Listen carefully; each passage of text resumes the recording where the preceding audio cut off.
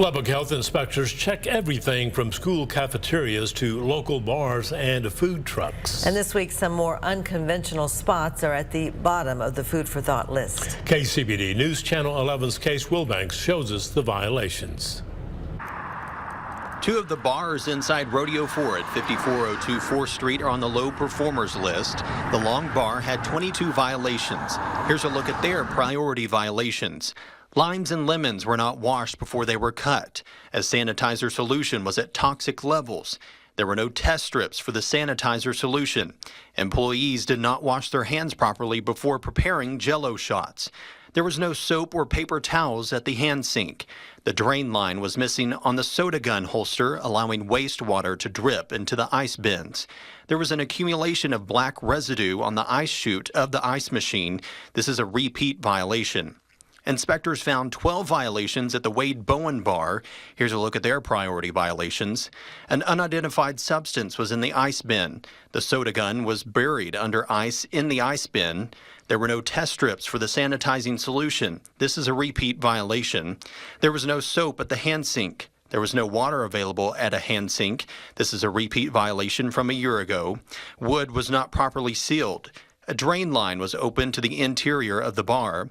The inspector reports based on risk inherent to the food operation, the person in charge did not demonstrate knowledge of foodborne disease prevention. According to the report, as a result of an inspection with repeat violations, the facility was fined $175. The report shows most of the violations were corrected at the time of the inspection. Pedro's Tamales at 6620 Milwaukee had 19 violations. Here's a look at their priority violations. A container of sour cream with a use-by date of October 30th of last year had a bluish-green growth inside.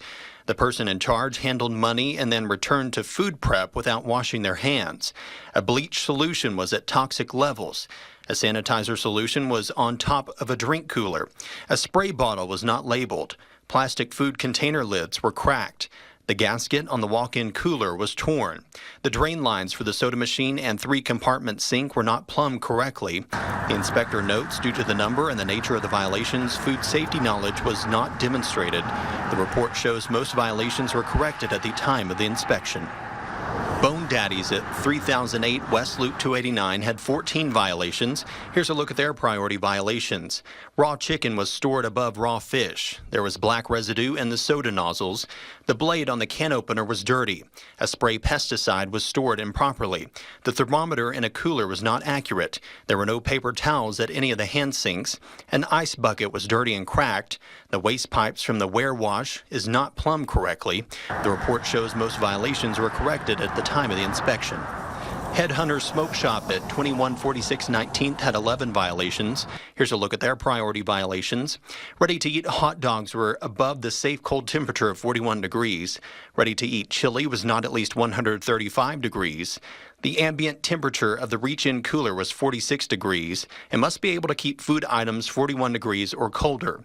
There was an accumulation of brown residue in the soda nozzles.